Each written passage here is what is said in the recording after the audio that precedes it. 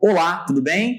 Meu nome é professor Leonardo, professor de Geografia de todos vocês e mais uma vez retomamos aqui a nossa aula, dessa vez com a temática de indicadores econômicos e sociais. Faremos diversas análises, nós vamos aqui chamar a atenção de vocês para algumas estatísticas, alguns dados que serão ponderados e, claro, nós teremos a discussão no campo socioeconômico-político acerca de responsabilidades, causas, consequências de crise e até mesmo apontamento de soluções para muitas problemáticas que são constatadas e comprovadas por esses indicadores. Vamos lá então? Meus queridos, olha, primeiro, talvez o mais famoso, discutido, debatido, apresentado, compartilhado com vocês, o Produto Interno Bruto, o PIB.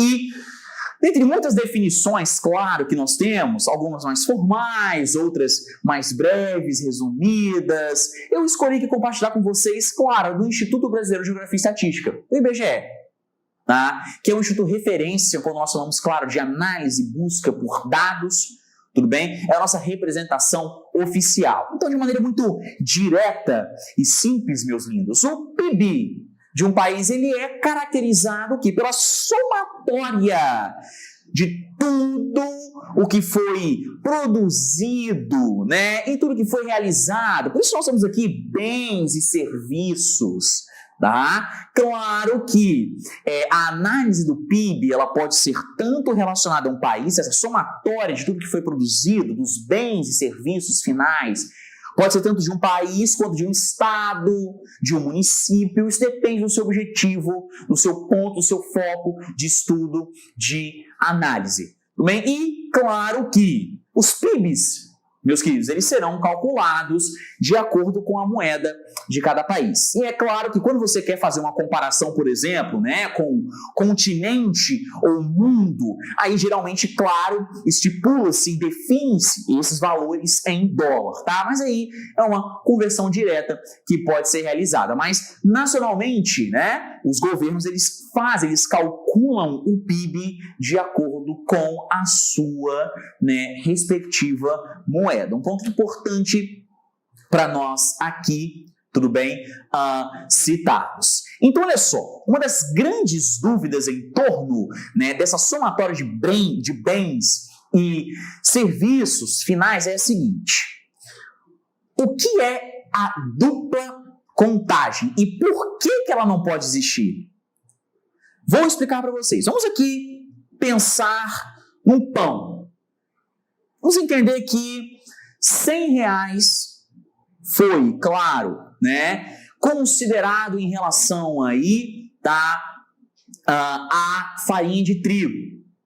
E aí, você teve aí, um custo de, por exemplo, R$200 com a comercialização, a venda, e o resultado final disso foi R$300. A chegada, lá na prateleira, na estante do mercado ou da padaria que você foi lá, comprou, você tem uma geração de valores nessa final de R$300. O que nós vamos considerar aqui, em termos de composição do PIB? O valor total de R$300. Ué, professor, mas eu não teria que considerar o valor da etapa final, R$300, mais o valor da etapa intermediária produtiva de R$200, mais a consideração, por exemplo, a farinha de trigo de R$100, então não seria R$600? Não, isso seria uma dupla contagem. Então, não pode existir dupla contagem. Mais um exemplo para você entender. Comprei esse relógio aqui. Então, eu comprei esse relógio, você tem aqui um valor final estipulado aí em R$400. Tá? Eu vou considerar aqui o preço da borracha, eu vou considerar depois o preço do visor, da parte digital, o circuito aqui desenvolvido. Então, comprei o relógio por R$400, mas o cálculo ele vai ser feito considerando aí, o que foi gasto com as partes, material, com a produção e tal. Não, com valor ali, claro, na parte final. Não pode existir dupla contagem. O que vai compor esse indicador, esse índice, é justamente o valor configurado na parte final. Não confundam isso. Tudo bem? Importante, por isso que eu citei esses dois exemplos, né? Esse exemplo do pão e da farinha de trigo é um exemplo muito comum, tá? Que inclusive vocês vão encontrar, né, referenciado também no site do Instituto Brasileiro de Geografia e Estatística, que nós utilizamos. Uma estratégia didática para que você não tenha essa dúvida. E muitas pessoas, eu já ouvi muitos alunos falarem ou me perguntarem isso: professor, o PIB é o total de riqueza de um país ou de um estado, correto? Olha, nós não utilizamos esse termo. Por quê? Pensa comigo, quando você fala total de riqueza, parece que você está materializando toda a riqueza de um país. Parece que nós estamos aqui definindo que toda a riqueza de um país ela está armazenada, depositada, consolidada. Parece que nós estamos aqui confundindo, né? Ou nos aproximando da ideia de tesouro nacional. Nós temos que tomar cuidado com isso. Lembre-se que existem riquezas que são geradas a partir de prestações de serviços. Tá bom? Então, para nós considerarmos isso, a gente não pode chegar e falar total de riqueza. Então, por isso que a gente não segue aqui esse caminho, né? A utilização dessa expressão, desse termo, porque isso indica muito uma materialização. Tá? E o PIB ele é muito dinâmico, tá? A consideração, a conceituação, o cálculo do PIB é muito dinâmico nesse sentido. Então, peraí, professor, se você está falando aqui que o PIB ele representa a somatória de fato todos os bens e serviços finais de um país ou de um estado, então, peraí, nós estamos falando de todos os tipos de bens, todos os tipos de serviço? Exatamente. Então, isso envolve os 3 setores da economia: o setor primário, secundário e terciário. Ok? Agora eu tenho aqui 2 gráficos para compartilhar com vocês. Meus amigos, eu quero destacar uma coisa. Economias desenvolvidas e emergentes têm uma característica comum em relação à composição do PIB. A maior parte dessa composição ela é observada, é realizada, constatada pelo setor terciário, ou seja, o comércio e a prestação de serviços.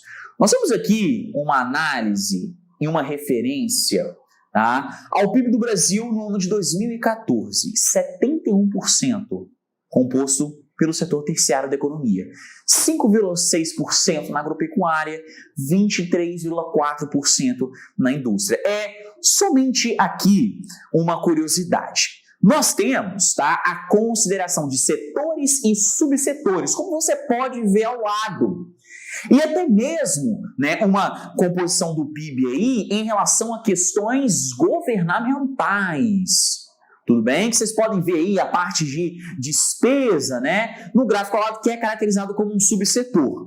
Tudo bem? Mas assim, vamos manter a nossa análise aqui geral, nesse sentido setorial, para evitar, né, dúvidas ou confusões. E aí você percebe aqui uma análise, tá? Dados que foram publicados recentemente, algumas semanas atrás, pelo IBGE, em relação ao PIB no primeiro trimestre do ano de 2021.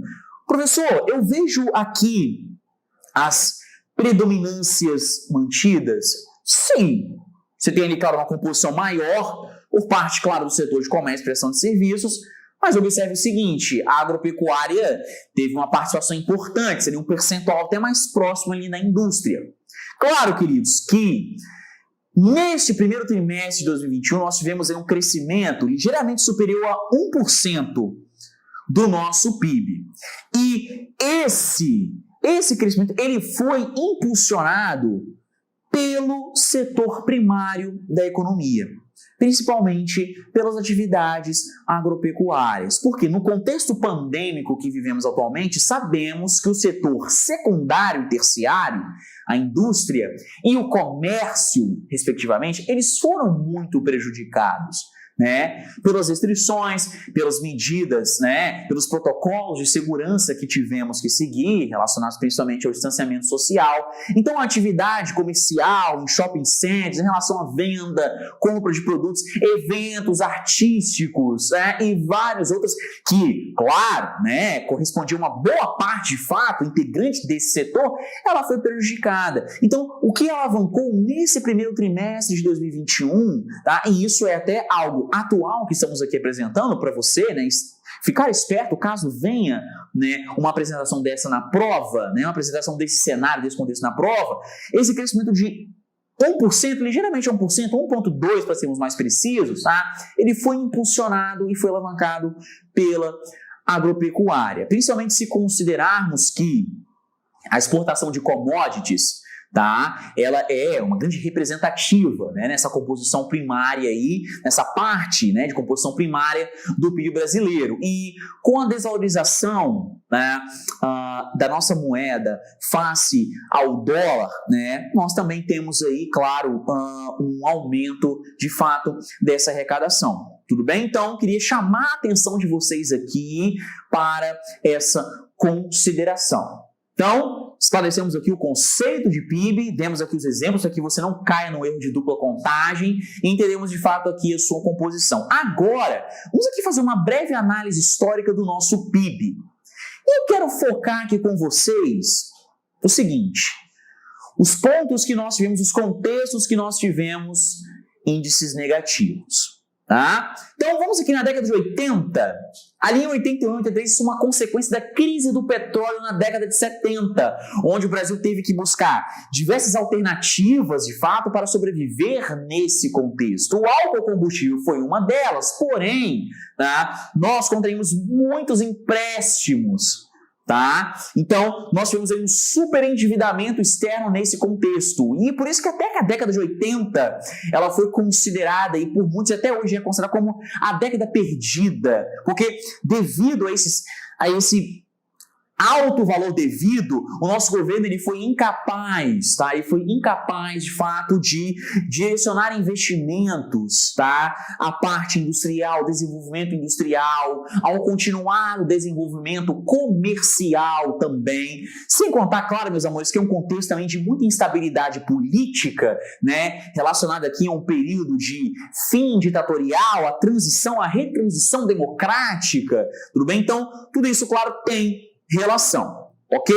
E aí, na década de 90, ainda seguindo esse cenário de instabilidade política, né, os grandes acontecimentos históricos aqui, que assustou, né, e que levou muita gente aí, muitas pessoas, muitos cidadãos brasileiros aos seus ânimos, né, aflorados em pele, o confisco da poupança, tá? E logo depois, no ano seguinte, o impeachment de Collor eleito com muitas promessas, né, promessas que eles não conseguiam honrar. E claro que as manifestações populares elas chegaram num ponto tão tremendo, tá, que ele foi impeachmentado. Mais uma vez, brevemente aqui falando, né, meus amores, a instabilidade política, tá, ela acaba sim tendo diversos reflexos econômicos, muitos investimentos, muitas estratégias, claro, de desenvolvimento, por exemplo, industrial, comercial. Então, investimentos e estratégias são comprometidos, né? Existe uma retração econômica sim associada a cenários instáveis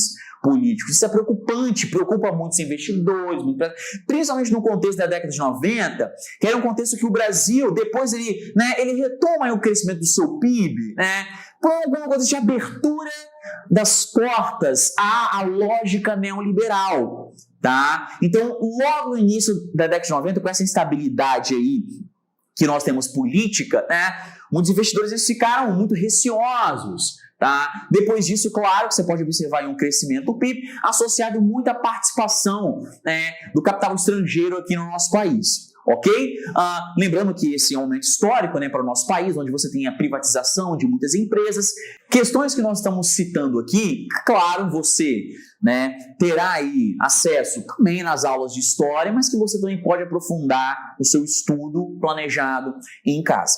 Ok? E aí, avançando um pouquinho, 2009, o subprime, tá? Então, vamos dizer isso aqui é o contexto da crise, né? A crise global capitalista em 2008, o sistema capitalista em 2008, tá? Esse subprime, ele tem associação direta a uma concessão excessiva de crédito, principalmente lá nos Estados Unidos, quando bancos, instituições financeiras, elas estavam concedendo crédito de maneira banalizada, sem analisar o histórico da pessoa. Então você tem aí, claro, você teve um momento ali de superconsumo, de superendividamento, porém depois as pessoas elas não conseguiram honrar com as suas dívidas, principalmente aqui no cenário imobiliário, tá? Com altíssimos, com um nível absurdo, tá? De hipotecamento, tá? Mas é claro que a crise de 2008 ela tem muita relação com esse aspecto imobiliário.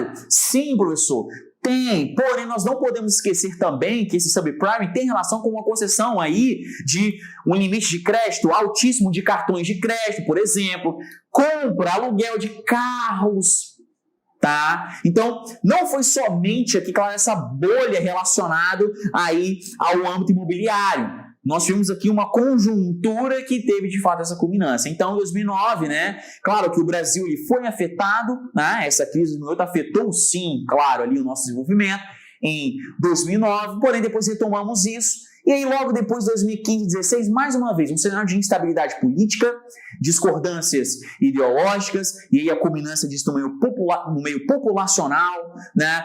Indicações de supostos crimes, entre várias outras polêmicas que foram envolvidas aqui nesse contexto. Claro, 2015 e 2016, o impeachment da então presidente Dilma Rousseff. E aí, mais uma vez, eu falo com você.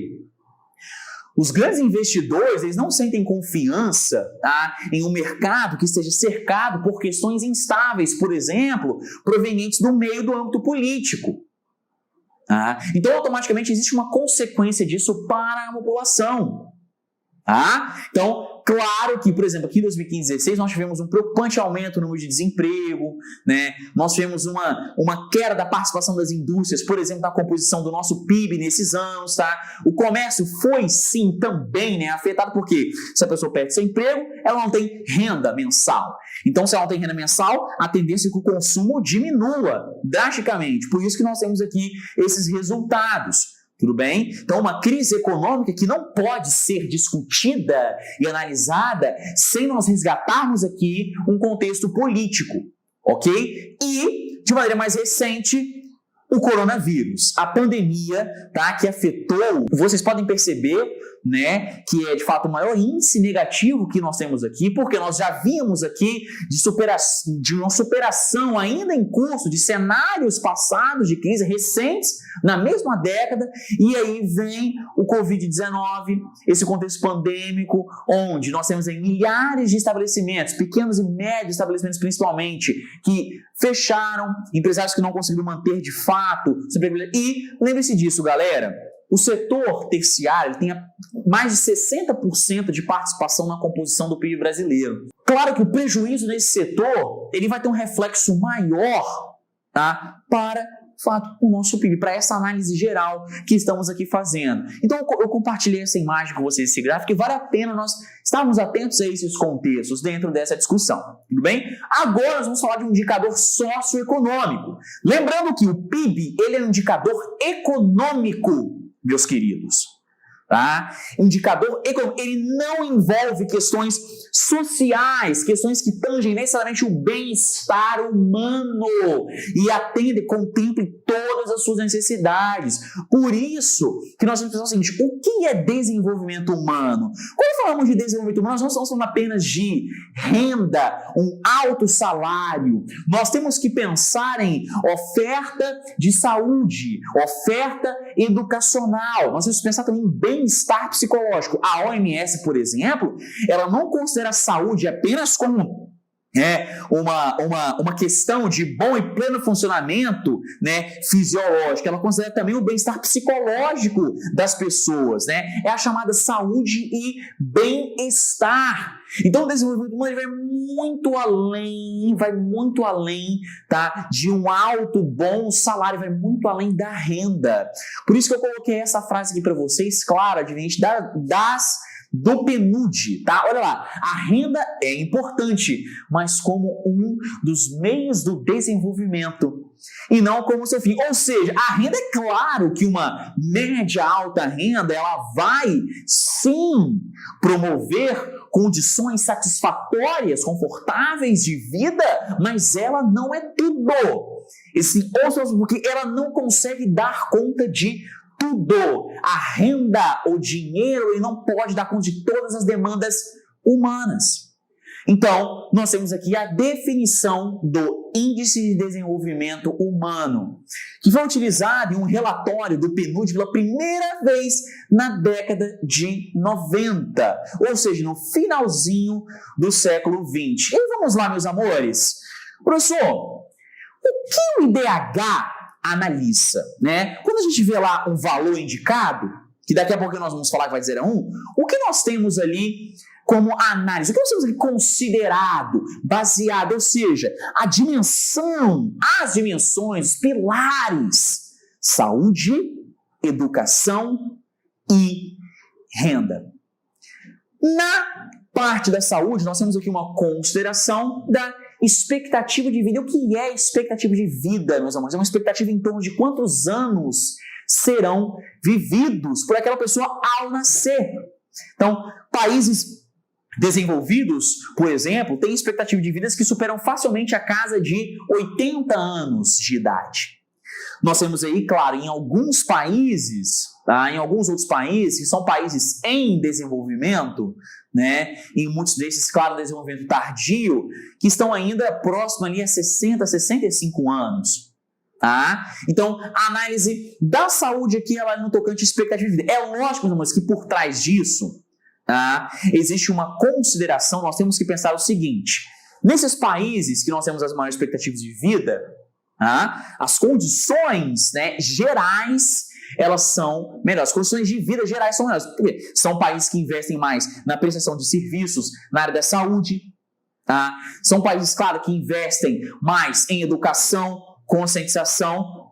Tá? E já que falamos de educação e nos resultados que isso pode ter, vamos aqui pensar o seguinte: educação, professor, o que é considerado? O tempo de estudo, ou seja, o tempo médio de escolaridade, o tempo esperado que a pessoa ela esteja ali estudando, se capacitando profissionalmente e, claro, né, um tempo de formação do seu processo de formação cidadã, né? Lembrando, claro, que o nosso processo de formação cidadã ele é continuado ao longo da nossa vida, mas principalmente ali no tempo de escolaridade, isso que é analisado, né? Países desenvolvidos têm aí, né, 20, 25 anos, ou seja, né, o maior número de pessoas graduadas, pós-graduadas, mestres, doutores, até mesmo pós-doutores, tá? Enquanto nós temos outros países do mundo que ainda passam por problemáticas para garantir um acesso à educação básica das suas crianças e jovens.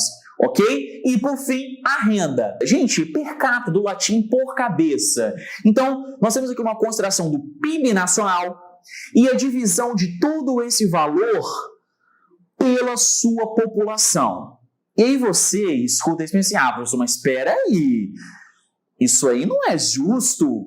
Então nós vamos partir do princípio que todos usufruem da mesma fatia, da mesma parte do bolo, que todos têm o mesmo ganho salarial? Óbvio que não. Por isso, meus amores, que nós temos aqui grandes polêmicas relacionadas ao IDH, grandes questionamentos, principalmente neste tocante à renda, ok? Mas, voltando aqui, retomando esse ponto, o IDH, ele é, obviamente, meus amores, claro, representado numericamente. Nós temos uma variação de 0 a 1, sendo que abaixo de 0,5, você tem aí uma consideração de IDH baixo. O IDH médio entre 0,5 e 0,799. alto entre 0,8 e 0,899 e muito alto acima de 0,9. Tudo bem? Eu coloquei aqui para vocês um gráfico para nós acompanharmos a evolução do índice de desenvolvimento humano no nosso país. Tá? Perceba que, claro, no geral nós podemos analisar uma crescente. Claro, meus amores, que por trás desse crescimento do índice existe o quê? Melhorias gerais das condições de vida no nosso país. Tá? Mas que eu entenda que no cenário de crise que enfrentamos, para muitos seja difícil de perceber isso, mas historicamente falando e analisando, nós usufruímos sim de melhorias consistentes no âmbito social e tudo isso passa pelos pilares que são aqui considerados. Saúde, a prestação, claro, de serviço na área da saúde e, claro, a consequência que se espera disso, né, da população viver por mais tempo, na educação, a escolarização, tá? Investimento em educação de base e também, claro, em contínua formação estudantil, profissional e, claro, na renda, melhor distribuição salarial, que isso aqui é um ponto que, infelizmente, hoje nós temos muitas preocupações no nosso país. A gente vai entender um coeficiente, um outro índice que existe para abordar especificamente esse ponto, tudo bem? E será justamente agora que falaremos sobre ele, o índice ou coeficiente de Gini. Queridos, como eu falei para vocês, muitos cientistas, muitos pesquisadores, muitos analistas, eles questionam, né, as análises, as considerações feitas pelo IDH. Já falamos aqui no tocante à renda, e vai ser o nosso foco agora, mas eu queria lembrar você também em relação à saúde e educação. Por exemplo, o IDH, será que ele vai considerar a qualidade de um serviço público de saúde ofertado? Será que ele vai considerar, por exemplo, a qualidade, né, o nível infraestrutural de hospitais, de unidades de pronto atendimento? Será que ele vai considerar ali especificamente, por exemplo, a qualidade das escolas, a qualidade dos materiais didáticos, sabe, professor? Mas aí seria muito difícil, né? Não, sim, claro, por isso que em relação à saúde, por exemplo, ele escolhe a expectativa de vida, em relação à educação, anos de escolaridade, porque espera-se, né, que eles consigam contemplar de maneira geral tudo isso. Então, existem muitos diálogos em relação a isso, alguns pesquisadores já têm sugerido mudanças, tá? Mas, no caso aqui, focando principalmente na polêmica que existe em torno da análise de renda, nós temos aqui o índice de Gini, tá? Claro, definido aí pelo matemático, tá? Gini, que ele vai ser utilizado para mensurar, para nós analisarmos o nível de desigualdade social de um país, de um estado, de uma região específica. Ele também varia de 0 a 1. Só quero que você entenda aqui o seguinte. Tá vendo ali, olha? Reta total da igualdade. Essa linha reta, ela indica um cenário perfeito que não pode ser alcançado. Tudo bem? O cenário perfeito é que todos recebam a mesma coisa. Isso é impossível. Então, o 0 e o 1, eles são impossíveis aqui de serem indicados, de serem alcançados. São apenas referências extremas lógicas matemáticas. Ok? Nós temos então aqui, mas claro, nós temos que ter uma parametrização, uma referência. Então, essa reta total de igualdade seria que ele seja perfeito. Tá? A chamada curva de Lorenz, que envolve diversos princípios, né, estudos matemáticos, é que vai justamente determinar esse nível. Então, olha, quanto mais próximo a curva tiver, de fato, dessa reta de total igualdade, menor será a desigualdade. Tá? Quanto, claro, maior for esse aspecto encurvado no gráfico, nós, de fato, poderemos observar um maior nível de desigualdade. Tá? Perceba que o que é representado por essa curva, né, em termos aqui espaciais gráficos, justamente o que? A concentração. Tá? Então, você tem ali, claro, de um lado a proporção acumulada de renda, do outro lado a proporção acumulada de parte da população. Como falei para vocês, a reta no meio, né? Essa reta no meio seria o quê? Um cenário perfeito de total igualdade, que é utópico, inexistente. Então, nós temos que observar justamente essa curva. Essa curva vai ser a indicadora para nós desse fator em análise. E eu compartilho aqui uma mapinha com vocês para nós, vamos aqui ponderar o seguinte: quais são as áreas em que você tem aí, meus queridos, os menores índices de Gini, né? Ou seja, a menor concentração de renda, ou seja, um cenário mais igualitário no tocante à renda.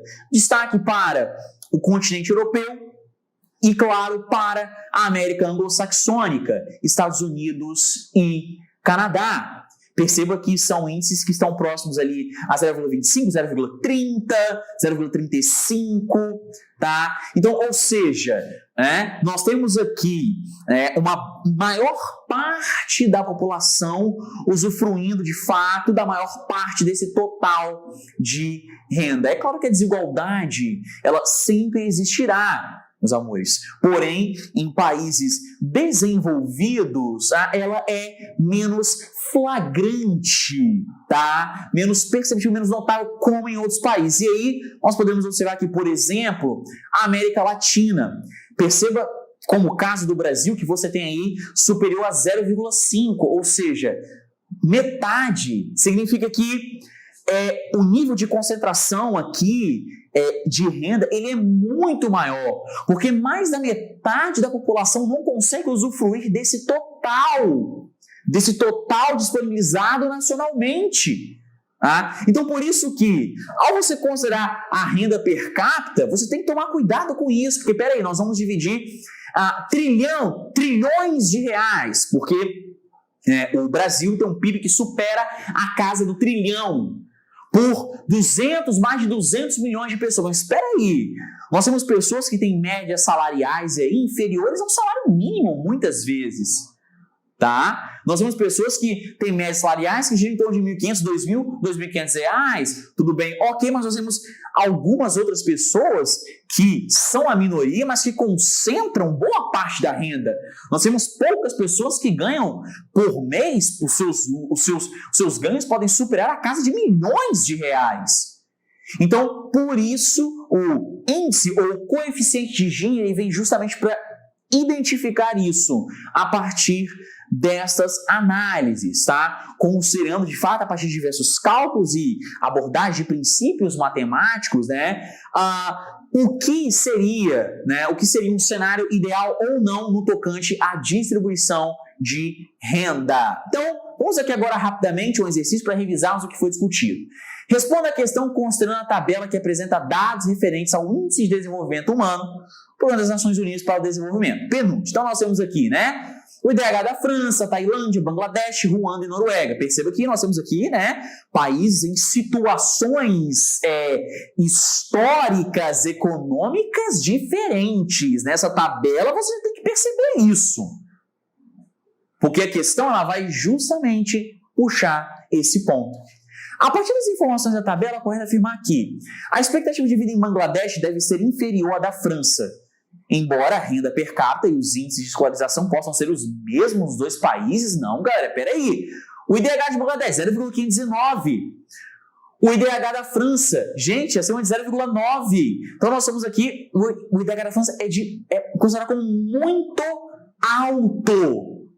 Então, peraí, como é que você quer chegar a tentar equiparar a renda per capita e o índice de escolarização? Lógico que não. E a expectativa de vida em Bangladesh, com essa disparidade de IDH, nunca seria maior, que a da França. Eu acho que nesse ponto ele foi correto. Deve ser inferior à da França. Ok. Mas, assim, a gente tem que considerar uma análise de todo o IDH. Então, falando de todos os pilares considerados, renda per capita e socialização podem ser os mesmos dos países? Óbvio que não, senão não haveria essa disparidade enorme. B, tanto a Tailândia como Ruanda são países considerados de IDH insatisfatório ou baixo, portanto, com expectativa de vida para homens e mulheres inferior a 50 anos. Galera, nós não vamos conseguir aqui definir o valor da expectativa de vida diretamente falando com base no IDH.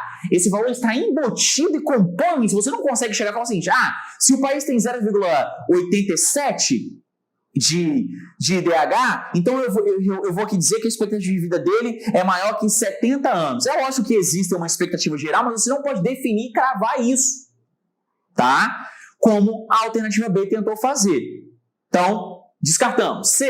A França e a Noruega são considerados como países de IDH elevado, portanto autossuficientes quanto à produção de energia. Mas não tem nada a ver. O índice de desenvolvimento humano ele não vai entrar nesse campo de autossuficiência, né, energética, seja qual tipo de energia que for. Não existe uma relação aqui nesse sentido produtivo energético, tá? D. A Tailândia, por apresentar um IDH considerado médio, deve possuir taxas de analfabetismo próximas a zero. Mais uma vez, nós não vamos conseguir especificar um indicador educacional a partir de uma única visão de um indicador geral, sintético, como é o IDH. O que nos leva, claro, aí a alternativa é o contraste entre os países da tabela evidencia a relação que existe entre o IDH e a situação econômica e ideológica dos países. Como eu falei para vocês, nós temos França e Noruega com os maiores IDHs, porque são países privilegiados no sentido econômico, considerados como desenvolvidos. Muitas cidades que são consideradas como centros tecnológicos, tecnopolos, referências de pesquisa, estudos, diversas universidades, com outros países que enfrentam até hoje problemáticas políticas, disputas, conflitos territoriais e, claro, instabilidade geral. Ok? Então, rapidamente aqui, uma questão sobre o coeficiente Gini. O coeficiente Gini é uma relação estatística para medir a desigualdade social, incluindo a variância, de 0 a 1. E nós temos aqui a presença de um gráfico, galera. Com base nesse gráfico, tá? Nós chegamos aqui à alternativa correta como a letra A. E foi aqui muito direto nisso, porque, olha, o Brasil ali, você pode perceber que ele é, de fato, o segundo país com maior desigualdade em relação à distribuição de renda, tá? No tocante, claro, aos países do G20, ou seja, as 20 maiores economias do mundo. Tá? A B, o Brasil apresenta a melhor taxa de distribuição de renda dos países da América Latina? Não, olha, nós temos ali, por exemplo, tá, o caso do México, tá, que apresenta um índice melhor do que o Brasil nesse ponto. C, assim como o Brasil, os governos de países de economia emergente priorizaram a melhoria da distribuição de renda. Será que o Brasil realmente priorizou isso ao longo dos últimos governos que tivemos? E esses países, outros países ali, né, de economias emergentes, como o México e outros projetos, será que eles também priorizaram? Não vimos isso de maneira clara no contexto geopolítico, não. Tá? D. A África do Sul apresenta a melhor distribuição de renda do grupo em função de recursos minerais? Não, gente, mas a verdade a África do Sul tem aqui o pior índice nesse sentido. A pior distribuição de renda. Por fim, a letra E. Países desenvolvidos como a França, a Alemanha e o Canadá, embora apresentem economia estável, possuem elevados índices de desigualdade social. Não, eles aqui são os que apresentam os menores. Os menores índices de desigualdade no tocante de distribuição de renda. Então, uma questão que você tem que focar diretamente na análise do gráfico. Interpretação gráfica direta. Alternativa correta, letra A. Agradeço pela atenção de vocês. Bons estudos e até o nosso próximo encontro.